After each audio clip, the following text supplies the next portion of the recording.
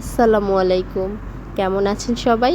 আশা করছি আল্লাহর অশেষ রহমতে সবাই খুব ভালো আছেন। আলহামদুলিল্লাহ আমিও ভালো আছি। দুপুরবেলা ব্লগটা শুরু করে দিলাম। খুব সকালে ব্লগ শুরু করতে পারিনি। সকাল সকাল নাস্তা করে নিয়েছি, বাবুকেও খাইয়ে দিয়েছি।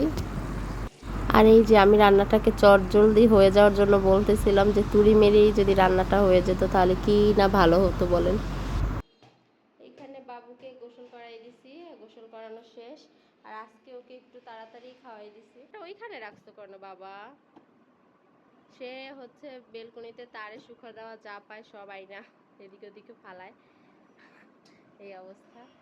আর এই যে তো পাতিলার বল নিয়ে সে খেলতে থাক আর আমি রান্নাটা করি। এইদিকে রান্না করতে করতে হচ্ছে আমার খিদা লাগছে, আর আমি হচ্ছে রান্না করতেছি আর বিস্কুট খাচ্ছি, তো সেটাই দেখালাম আর কি। আর এইদিকে ভাত হয়ে গেছে, এখন হচ্ছে ভাত মার ফেলবো। আর এইখানে ভাজা মিষ্টি কুমড়াটা আমি এখন সব মশলা দিয়ে এটা একটু মাখো মাখো ঝোল করব। আর এটা আমার হাজব্যান্ডের অনেক বেশি পছন্দ। আর এইখানে হচ্ছে পাঙ্গাস মাছটা আমি একদম নুন হলুদ দিয়ে ভেজে নিব ভালো করে কড়া করে, তারপর হচ্ছে এটা রান্না করব। আর আমি একটু মিষ্টি কুমড়ায় হালকা চিনি দিয়ে দিছি টেস্ট ভালো আসার জন্য, কারণ এটা অতটা মিষ্টি ছিল না ওভাবে, মানে একটু পানসে টাইপের ছিল, এর জন্য আমি একটু হালকা চিনি অ্যাড করলাম। আর মিষ্টি কুমড়া কিন্তু একটু হালকা চিনি অ্যাড করলে যদি ওটা মিষ্টি ভালো না হয় তাহলে কিন্তু খেতে বেশ ভালো লাগে। আমার মতে এরকম কে কে একটু হালকা চিনি মানে এই কুমড়ো রান্নাটাই দেন, জানাবেন তো আপুরা। আর এখানে বিকেলবেলা আমি একদম উদাস মনে দাঁড়িয়ে দাঁড়িয়ে একটু বাহিরটা দেখতেছিলাম, একা একা অনেক কথাই ভাবছিলাম। আর এর মধ্যে এই যে আমার ছেলে চলে আসছে যে মা তুমি এইখানে কি করো একা একা। ছেলেকে তাড়াতাড়ি কোলে নিলাম। আর হচ্ছে আমার বাবুটা এই যে আমার সাথে সেও দেখতেছে।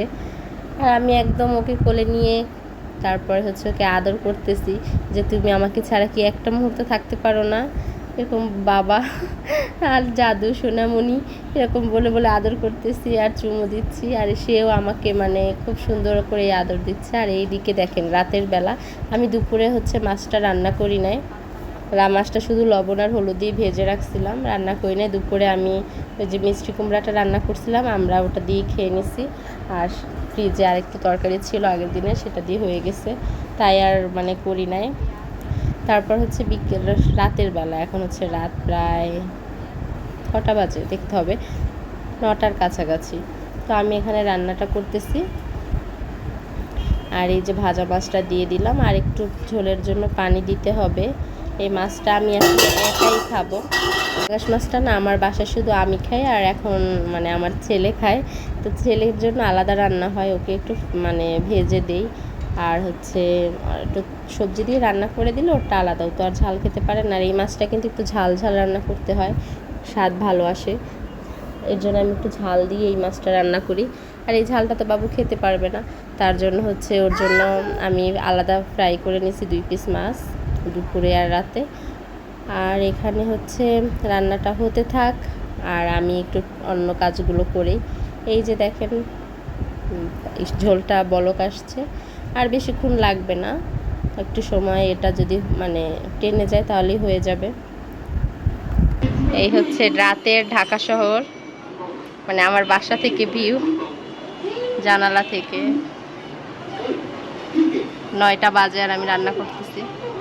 আমার রান্না প্রায় শেষ, ভাত তো রান্না করাই আছে, তরকারিও শেষ পর্যায়ে, এখন শুধু খাওয়া দাওয়া টুকটাক কাজ। তো এইখানে মাছটা কিন্তু আমার একদম হয়ে গেছে,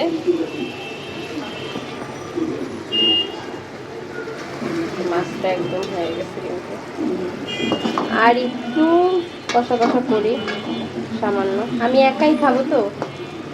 আমার হচ্ছে রাতের জন্য এটা, আর কালকে দুপুরের জন্য 3 পিস আমার, কারণ আমার। আর হ্যাঁ, কারো যদি আমার ভিডিও ভালো লেগে থাকে তাহলে অবশ্যই আমার চ্যানেলটি সাবস্ক্রাইব করে দিবেন, আর পাশে থাকা বেল আইকনটি চেপে দিবেন, তাহলে আমি ভিডিও দেওয়া মাত্র নোটিফিকেশন আপনার কাছে চলে যাবে।